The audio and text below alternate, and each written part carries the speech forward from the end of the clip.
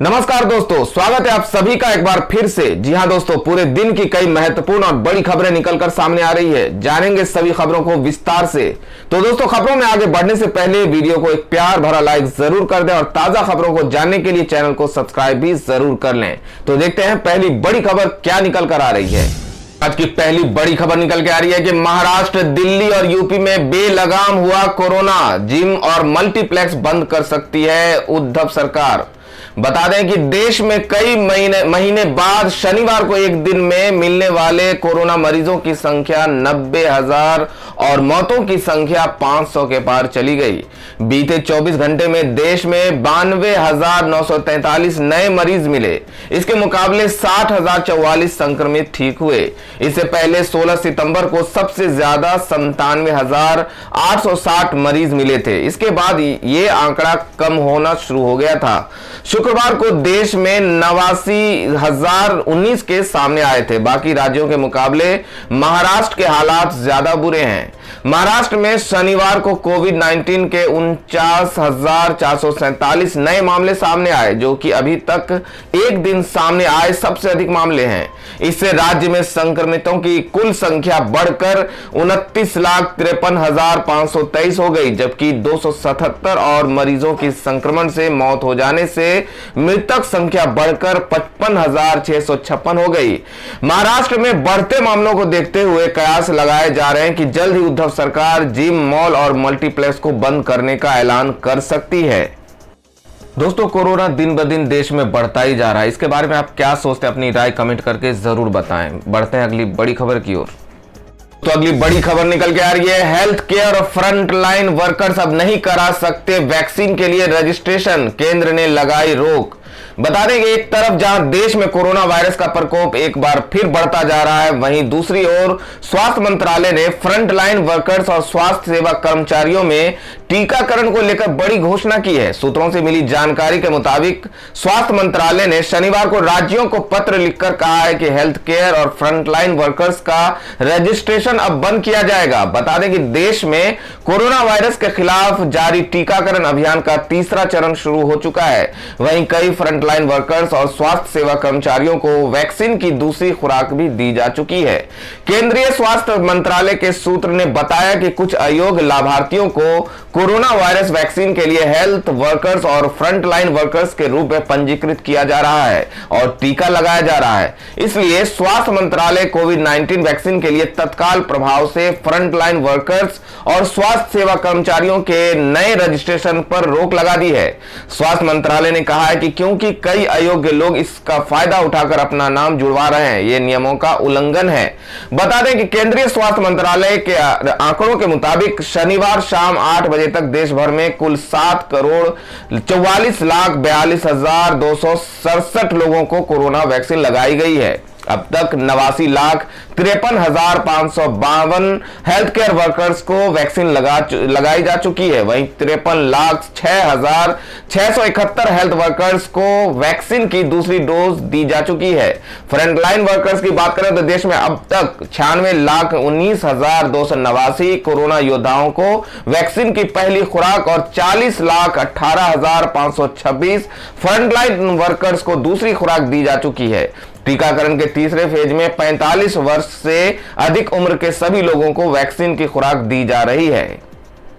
दोस्तों, corona vaccination का अभियान हमारे देश में जोरों पर है, लेकिन आम आदमी तक ये अभी तक पहुंच नहीं पाया। इसके बारे में आप क्या सोचते हैं, कमेंट करके हमें जरूर बताएं। तो बढ़ते हैं अगली बड़ी खबर की ओर। दोस्तों, अगली बड़ी खबर बंगाल चुनाव के हवाले से आ रही है। बता दें कि अधीर रंजन चौधरी ने इलेक्शन कमीशन से की पीएम मोदी की शिकायत। चुनावी रैलियों के लिए वीवीआईपी विमान पर उठाए सवाल। बता दें कि पश्चिम बंगाल विधानसभा चुनाव को लेकर राजनीतिक पार्टियां जोरों शोर से रैलियां कर रही है। भारतीय जनता पार्टी के उम्मीदवारों के लिए खुद प्रधानमंत्री नरेंद्र मोदी बंगाल में जनसभाओं को संबोधित कर चुके हैं। पीएम मोदी की इन्हीं चुनावी रैलियों को लेकर शनिवार को पश्चिम बंगाल कांग्रेस के प्रमुख अधीर रंजन चौधरी ने भारतीय चुनाव आयोग को पत्र लिखकर अपनी शिकायत दर्ज कराई। अधीर रंजन चौधरी ने अपने पत्र में पीएम मोदी द्वारा पश्चिम बंगाल में राजनीतिक रैलियों के लिए वीवीआईपी विमान के इस्तेमाल पर सवाल उठाया है। कांग्रेस नेता ने अपनी शिकायत में चुनाव निकाय से आवश्यक कार्रवाई करने का आग्रह किया है। अधीर रंजन चौधरी ने पत्र में कहा कि उन्हें एक निर्धारित चुनाव कार्यक्रम रद्द करना पड़ा क्योंकि उनके वाहन को एसपीजी द्वारा घंटों रोके रखा गया। ऐसा इसलिए किया गया क्योंकि पीएम मोदी का वीवीआईपी विमान डुमडुम हवाई अड्डे पर लैंड होने वाला था। अधीर रंजन चौधरी ने मुख्य चुनाव आयुक्त सुनील अरोड़ा को संबोधित अपने पत्र में कहा, किसी भी आधिकारिक उद्देश्य पर पीएम की सुरक्षा को मुख्य चिंता माना जाता है, लेकिन जब प्रधानमंत्री एक राजनीतिक कार्यक्रम में भाग लेने के लिए आ रहे हैं तो यह किसी अन्य राजनीतिक नेता के संयम की कीमत और उत्पीड़न पर नहीं होना चाहिए। कांग्रेस नेता ने आगे कहा, पीएम मोदी की सुरक्षा की वजह से मुझे परेशानी का सामना करना पड़ा और एक पूर्व नियोजित राजनीतिक कार्यक्रम को रद्द करना पड़ा। मैं ये समझने में विफल हूं कि क्या राजनीतिक रैली में भाग लेने के लिए वीवीआईपी एयरक्राफ्ट का उपयोग किया जा सकता है, वो भी ऐसे समय में जब भारत इतना गरीब देश है। सभी सरकारी कर्मचारियों ने कोरोना महामारी के चलते अपने कुछ दिनों की सैलरी कटवानी पड़ रही है। दोस्तों, अधीर रंजन चौधरी की बातों से आप कितना सहमत हैं? आप क्या सोचते हैं? अपनी राय हमें कमेंट करके जरूर बताएं। बढ़ते हैं अगली बड़ी खबर की ओर। तो अगली बड़ी खबर में बता दें कि सुएज नहर का ट्रैफिक जाम पूरी तरह खत्म, आखिरी जहाज जल मार्ग से कराया गया पार। बता दें कि मिस्र से होकर गुजरने वाली सुएज नहर में ट्रैफिक जाम में फंसे आखिरी जहाज को बाहर निकाल लिया गया है। इसके साथ ही सुएज नहर में पिछले दिनों जहाज के फंसने के चलते शुरू हुआ ट्रैफिक जाम पूरी तरह खत्म हो गया है। सुएज नहर नियामक के अधिकारियों ने इस बारे में जानकारी दी है। पिछले दिनों एक भारी कंटेनर जहाज एवर गिवन तेज हवाओं के चलते फंस गया था, जिसके बाद विश्व के सबसे व्यस्त जलमार्ग में पूरी तरह से जहाजों की आवाजाही ठप हो गई थी। इसके चलते कई सारे जहाज जो सुएज नहर में प्रवेश कर गए थे फंस गए थे। कई दिनों के प्रयासों के बाद जब पिछले सोमवार को एवर गिवन को निकाला गया था तो उस समय 422 जहाज ऐसे थे जो इस रास्ते से निकलने के लिए कतार में थे। इनमें से 65 जहाज शनिवार को पार हुए, जिसके बाद अधिकारियों ने ब्लॉकेज रूट के पूरी तरह साफ होने की घोषणा की। सभी जहाजों को निकाला गया। सुएज नहर प्राधिकरण ने शनिवार को कहा कि एक विशाल कंटेनर पोत की वजह से लगभग एक सप्ताह से महत्वपूर्ण जलमार्गों पर फंसे जहाजों को अब निकाल लिया गया है। प्राधिकरण के प्रमुख ओसामा रबी ने कहा कि एवर गिवन के नहर के निकाले जाने के बाद से ये सभी जहाज सुएज जलमार्ग से आने का इंतजार कर रहे थे।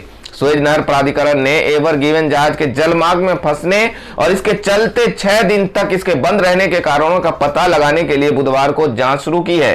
भूमध्य सागर और लाल सागर को जोड़ने वाली सुएज नहर जलमार्ग से दुनिया भर का 10% से अधिक व्यापार होता है। तो अगली बड़ी खबर निकल के आ रही है, जिसमें ममता बनर्जी ओवैसी पर निशाना साधते हुए कहा, ओवैसी को भाजपा ने हिंदुओं और मुसलमानों को विभाजित करने के लिए पैसा दिया है। बता दें कि पश्चिम बंगाल की सीएम और टीएमसी की नेता ममता बनर्जी ने शनिवार को कहा कि हैदराबाद के असदुद्दीन ओवैसी और फुरपुरा शरीफ यानी अब्बास सिद्दीकी को भाजपा ने हिंदुओं और मुसलमानों को विभाजित करने के लिए पैसा दिया है। यदि आप एनआरसी और डिवीजन नहीं चाहते तो उन्हें वोट न दें। उनके लिए वोट देने का मतलब होगा आप बीजेपी को वोट दे रहे हैं। ममता ने ओवैसी का नाम लिए बिना किया यह हमला। ममता बनर्जी ने ओवैसी के लिए कहा कि ध्रुवीकरण करने के लिए मैदान में है। असदुद्दीन की पार्टी एमआईएम और अब्बास सिद्दीकी की पार्टी इंडियन सेक्युलर फ्रंट का नाम न लेते हुए ममता बनर्जी ने इस रैली में हैदराबाद कहते हुए संबोधित किया। वहीं अब्बास सिद्दीकी की party Indian secular front Bengal में सीपीआईएम और कांग्रेस के साथ गठबंधन में चुनाव लड़ रही है। इस दौरान उन्होंने हिंदुओं से भी आग्रह किया कि वे भाजपा की सांप्रदायिक झड़पों को भड़काने की कोशिश के खिलाफ भी पहरेदारी करें और आपके इलाके में परेशानी खड़ी करने के लिए आए बाहरी लोगों को घुसने न दें। बता दें कि रैदीघी, जहां टीएमसी नेता ममता बनर्जी ने आज चुनावी सभा को संबोधित किया, वो पश्चिम बंगाल में एक विधानसभा क्षेत्र है और 2016 विधानसभा चुनाव में ये निर्वाचन क्षेत्र अखिल भारतीय तृणमूल कांग्रेस ने जीता था। तब टीएमसी की देबाश्री रॉय ने 1229 वोटों के अंतर से भारतीय कम्युनिस्ट पार्टी की कांति गांगुली को मात दी थी। पश्चिम बंगाल राज्य के दक्षिण 24 परगना जिले के अंतर्गत रैदीघी सीट है। बता दें कि विधानसभा चुनाव 2021 में इस सीट पर 6 अप्रैल को मतदान होंगे। तो खबरों में आगे बढ़ने से पहले जान लेते हैं आज के माइंड क्विज के सवाल को। आज का सवाल है, आपको बताना है कि राजस्थान के मुख्यमंत्री का क्या नाम है। सही जवाब देकर आप जीत सकते हैं एक शानदार उपहार। तो बढ़ते हैं अगली बड़ी खबर की ओर। दोस्तों अगली बड़ी खबर निकल के आ रही है। केरल में राहुल गांधी का वादा, सरकार बनी तो किसी के भी खाते में 72,000 से कम नहीं होगी राशि। बता दें कि केरल में 2 दिन बाद चुनाव होने हैं, जिस वजह से वहां पर राजनीतिक सरगर्मियां काफी तेज हैं। राज्य में एक और जहां बीजेपी हाईकमान ने मेट्रोमैन ई श्रीधरन को मैदान में उतारकर मोर्चा संभाल रखा है, तो वहीं महंगाई जैसे अहम मुद्दे को उठाकर कांग्रेस भी सत्ता की चाबी पाने की कोशिश में है। इसी बीच शनिवार को कांग्रेस के पूर्व अध्यक्ष और सांसद राहुल गांधी कोझिकोड पहुंचे और वहां पर एक रैली को संबोधित किया। साथ ही उन्होंने कई मुद्दे को लेकर केंद्र सरकार और प्रधानमंत्री नरेंद्र मोदी पर निशाना साधा। राहुल गांधी ने कहा कि जीएसटी, पेट्रोल, डीजल आपकी जेब से पैसा निकालते हैं, महंगाई आपकी जेब से पैसा निकालती है। नरेंद्र मोदी के खेत कानून आपकी जेब से पैसे निकालते हैं, ऐसे में पैसा आपकी जेब में कब डाला जाता है। राहुल के मुताबिक कांग्रेस न्यूनतम आय योजना लेकर आई है, जो लोगों के जेब में पैसा डालने का काम करेगी। न्याय केरल में गरीब को तुरंत नष्ट करेगी। इसके लागू होने के बाद केरल में एक भी गरीब व्यक्ति नहीं होगा और राज्य में किसी के बैंक खाते में 72,000 रुपए से कम नहीं होंगे। वहीं दूसरी ओर केंद्रीय गृह मंत्री अमित शाह शनिवार को वायनाड पहुंचे। इस दौरान उन्होंने कहा कि राहुल गांधी 15 साल तक अमेठी के सांसद रहे हैं। जब उन्होंने अमेठी के हालात नहीं सुधारे तो वायनाड का क्या भला करेंगे। उन्होंने कहा कि मैंने राहुल गांधी की तरह राजनीतिक पर्यटक नहीं देखा है, वो वायनाड भी पर्यटन करने आए हैं। जब तक वो सांसद रहेंगे तब तक इलाके का विकास नहीं होगा। दोस्तों आप लोगों को क्या लगता है, केरल में इस बार किस पार्टी की सरकार बन सकती है? आप क्या सोचते हैं इस बारे में, हमें कमेंट करके जरूर बताएं। बढ़ते हैं अगली बड़ी खबर की ओर। तो अगली बड़ी खबर निकल के आ रही है। ममता बनर्जी के वाराणसी से चुनाव लड़ने पर पीएम मोदी ने साधा निशाना, कहा दीदी ने बंगाल में हार स्वीकार कर ली है। दोस्तों बता दें कि पिछले 1 अप्रैल को पीएम मोदी ने एक रैली में कहा था कि उन्हें खबर मिली है कि नंदीग्राम में हार पक्की होने के बाद ममता बनर्जी अब दूसरी सीट तलाश रही हैं। पीएम के इस दावे को खारिज कर दिया था। यही नहीं, पीएम के बयान पर टीएमसी नेताओं ने पलटवार करते हुए कहा था कि पीएम को चिंता करनी चाहिए क्योंकि दीदी अब वाराणसी से लोकसभा चुनाव लड़ेंगी। पीएम मोदी ने इसी को लेकर ममता बनर्जी पर निशाना साधा है। पीएम ने आगे कहा कि अच्छा है, विधानसभा हारने के बाद दीदी को लोकसभा को जरूर हाथ आजमाना चाहिए। पीएम ने इस दौरान वाराणसी से हल्दिया जल मार्ग का जिक्र करते हुए कहा, हल्दिया से वाराणसी का जो वाटरवे विकसित हुआ है उसके चलते ही आपका मन वाराणसी की तरफ मुड़ गया होगा। पीएम मोदी ने ममता बनर्जी के उन्हें बाहरी बताने को लेकर भी पलटवार किया। पीएम ने कहा कि दीदी मैं आपको एक बात बता रहा हूं कि जब आप वाराणसी से चुनाव लड़ेंगी तो मेरे बनारस के लोग, यूपी के लोग इतने बड़े दिल वाले हैं कि आपको बाहरी और टूरिस्ट नहीं कहेंगे। इसके साथ ही पीएम मोदी ने जय श्री राम के नारे को लेकर भी ममता पर वार किया। पीएम ने कहा कि दीदी बंगाल की तरह वाराणसी के लोग भी बड़े दिल वाले हैं, लेकिन जब आप वहां जाएंगी तो आप बहुत सारे सिंदूर लगाए और चोटी वाले लोगों से मिलेंगी। आपको तो जय श्री राम का नारा इतना परेशान करता है, वहां तो आपको हर 2 मिनट पर हर हर महादेव सुनना पड़ेगा, तब आप क्या करेंगी। दोस्तों खबरों में आगे बढ़ने से पहले आपको याद दिला दें कि अगर आपने हमारे चैनल को अभी तक सब्सक्राइब नहीं किया है तो सब्सक्राइब कर लें और बेल के बटन को भी जरूर प्रेस कर दें। तो बढ़ते हैं अगली बड़ी खबर की ओर। अगली बड़ी खबर असम इलेक्शन के हवाले से आ रही है, जिसमें बता दें कि एआईयूडीएफ चीफ के बेटे अब्दुल रहीम का विवादित बयान, कहा असम में दाढ़ी टोपी लुंगी वालों की होगी सरकार। बता दें कि असम में जारी विधानसभा चुनाव को लेकर राजनीतिक दल लगातार चुनावी रैलियां कर रहे हैं। इसी क्रम में शुक्रवार को कांग्रेस की सहयोगी पार्टी एआईयूडीएफ के नेता अब्दुल रहीम अजमल ने अपने उम्मीदवार के लिए चुनाव प्रचार किया, लेकिन मंच से दिए उनके एक बयान ने बवाल मचा दिया है। अब्दुल रहीम ने कहा कि इस बार दाढ़ी टोपी लुंगी वालों की सरकार चलाएंगे। एआईयूडीएफ के इस बयान की विश्व हिंदू परिषद ने कड़ी आलोचना की है। संगठन ने इसे जिहादी मानसिकता कहा है। आपको बता दें कि अब्दुल रहीम अजमल एआईडीयूएफ प्रमुख बदरुद्दीन अजमल के बेटे हैं। 2 अप्रैल को वो भवानीपुर के बजाली जिले में पार्टी के उम्मीदवार के लिए पिता संघ प्रचार के लिए पहुंचे थे। इस दौरान जनसभा को संबोधित करते हुए उन्होंने कहा कि इस बार यहां आपकी सरकार होगी, गरीबों की सरकार, विकास के लिए सरकार, दाढ़ी टोपी लुंगी वाले की सरकार और हमारी पार्टी की सरकार जो सिंदूर पहनती है। अब्दुल रहीम ने आगे कहा कि अब्दुल रहीम, हम दाढ़ी टोपी लुंगी की सरकार में मां बहनों के दुपट्टे की इज्जत होगी, मां और बहनों के बुर्के की इज्जत होगी। अब्दुल रहीम अजमल के इस बयान पर अब विश्व हिंदू परिषद ने AIBUF को आड़े हाथ लिया। प्रवक्ता विनोद बंसल ने कहा कि अब्दुल रहीम का ये बयान उनकी जिहादी मानसिकता को दर्शाता है। उनके बयान से ऐसा लगता है कि असम का मुख्यमंत्री सिर्फ मुसलमान ही होगा। असम की जनता को अच्छे से पता है कि वो बुर्के से मुक्ति की बात नहीं करते। जब तक आप महिलाओं के बुर्के, 3 तलाक, हलाला और खतने से मुक्ति दिलाने का वादा नहीं करते, तब तक महिलाओं के लिए आपकी ये बातें शोभा नहीं देती। तो अगली बड़ी खबर में बता दें कि केजरीवाल को वर्ल्ड सिटीज कल्चरल फोरम का मिला न्योता, लंदन के मेयर ने भेजा निमंत्रण। बता दें कि वर्ल्ड सिटीज कल्चरल फोरम के लिए दिल्ली के मुख्यमंत्री अरविंद केजरीवाल को न्योता भेजा गया है। शुक्रवार को दिल्ली सरकार की तरफ से इसको लेकर आधिकारिक बयान जारी किया गया। इस मंच पर अरविंद केजरीवाल भारत का प्रतिनिधित्व करेंगे। केजरीवाल को लंदन के मेयर सादिक खान ने आमंत्रित किया है।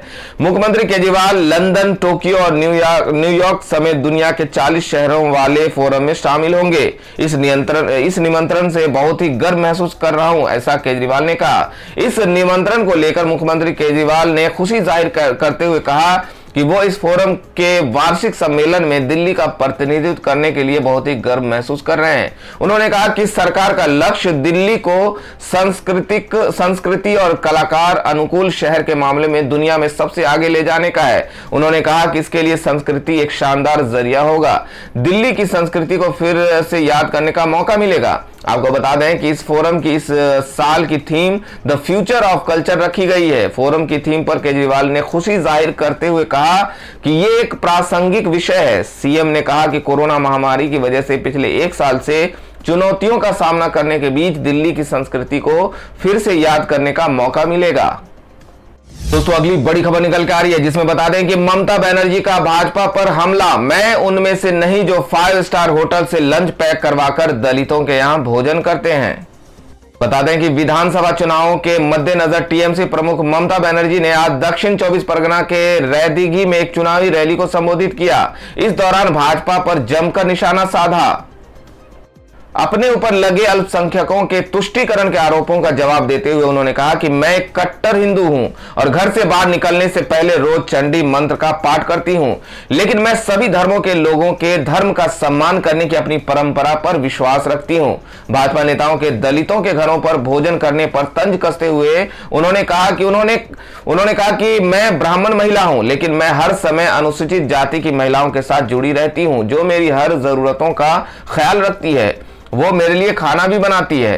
ममता बनर्जी ने भाजपा पर निशाना साधते हुए कहा कि मुझे उन लोगों की तरह इस बात का प्रचार करने की जरूरत नहीं है जो 5 स्टार होटल से लंच लाकर दलितों के आंगन में बैठकर खाते हैं और जिनका स्वभाव ही दलित विरोधी, पिछड़ी जाति विरोधी और अल्पसंख्यक विरोधी है। उन्होंने कहा कि भाजपा सत्ता में आते ही एनआरसी और सीए लागू करेगी और लोगों को यहां से जाने के लिए मजबूर करेगी। उन्होंने कहा कि वे पश्चिम बंगाल और इसके लोगों को बांट देंगे। याद रखिए कि उन्होंने कैसे 14 लाख बंगालियों और 2 लाख बिहारियों के नाम एनआरसी से हटा दिए हैं। ममता बनर्जी ने आगे कहा कि मतदान से 48 घंटे पहले केंद्रीय बल हर व्यक्ति के घर जाकर उन्हें डरा धमका रहे हैं, उनसे भाजपा को वोट डालने के लिए कह रहे हैं। उन्होंने लोगों से इनका सामना करने को कहा। टीएमसी छोड़ भाजपा में शामिल होने वाले रैदगी के वर्तमान विधायक और अभिनेत्री देवश्री रॉय पर निशाना साधते हुए उन्होंने कहा कि उन्होंने टीएमसी से टिकट न मिलने पर भाजपा का दामन थामा। हमारे यहां ऐसे अवसरवादियों के लिए कोई जगह नहीं है। ममता बनर्जी ने कहा कि टीएमसी केवल विकास के नाम पर चुनाव लड़ रही है। गौरतलब है कि राज्य की 294 विधानसभा सीटों पर 8 चरणों में चुनाव होने वाले हैं, जबकि नतीजे 2 मई को घोषित किए जाएंगे। अगली खबर में जान लेते हैं आज के मौसम समाचार को। बता दें कि दिल्ली, यूपी समेत इन राज्यों में बढ़ेगी गर्मी। उत्तराखंड में बारिश बर्फबारी का है अनुमान। दोस्तों बता दें कि मौसम विभाग ने राजधानी दिल्ली, एनसीआर समेत कई राज्यों में आज से गर्मी बढ़ने की बात कही है। वहीं उत्तराखंड के ऊपरी हिस्सों में बारिश और बर्फबारी का अनुमान है। केरल और कुछ अन्य राज्यों में भी बारिश की संभावना है। बीते कुछ दिनों से दिल्ली में धूल भरी आंधी चल रही है, लेकिन अब दिल्ली में आने वाले दिनों में फिर से तापमान बढ़ेगा। देश के कई हिस्सों में पारा 40 डिग्री सेल्सियस के पार पहुंच चुका है। मौसम विभाग का कहना है कि पहले से ही गर्मी का सामना कर रही दिल्ली और उत्तर भारत में गर्मी और बढ़ने वाली है। राजस्थान में अगले 2 दिनों में गर्मी बढ़ने का अनुमान है। आज यानी 3 अप्रैल से उत्तर भारत में लू चलने लगेगी। मौसम विभाग ने दिल्ली, राजस्थान, मध्य प्रदेश, उत्तर प्रदेश समेत 10 राज्यों में लू चलने का अलर्ट जारी किया है। मौसम विभाग के अनुसार विदर्भ, तेलंगाना, तमिलनाडु, पुडुचेरी, राजस्थान, सौराष्ट्र, कच्छ को आज से ही हीट वेव का सामना करना पड़ेगा। मौसम विभाग ने एक और राजस्थान, तेलंगाना, यूपी, गुजरात समेत कई राज्यों में गर्म हवाएं चलने का अनुमान जाता है। वहीं केरल, ओडिशा, पश्चिम बंगाल, आंध्र प्रदेश में कई जगहों पर बारिश के आसार भी बने हुए हैं। तो दोस्तों, ये थी अब तक की सभी बड़ी खबरों की अपडेट्स। टुडे ब्रेकिंग न्यूज और लेटेस्ट खबरों को देखने के लिए हमारे चैनल को सब्सक्राइब जरूर कर लें। वीडियो लाइक और शेयर जरूर कर दें अपने दोस्तों और रिलेटिव्स के साथ। तो दोस्तों, आपसे फिर मिलेंगे काम की खबरों और सरकारी योजनाओं की एक और नई वीडियो के साथ। तब तक के लिए धन्यवाद दोस्तों।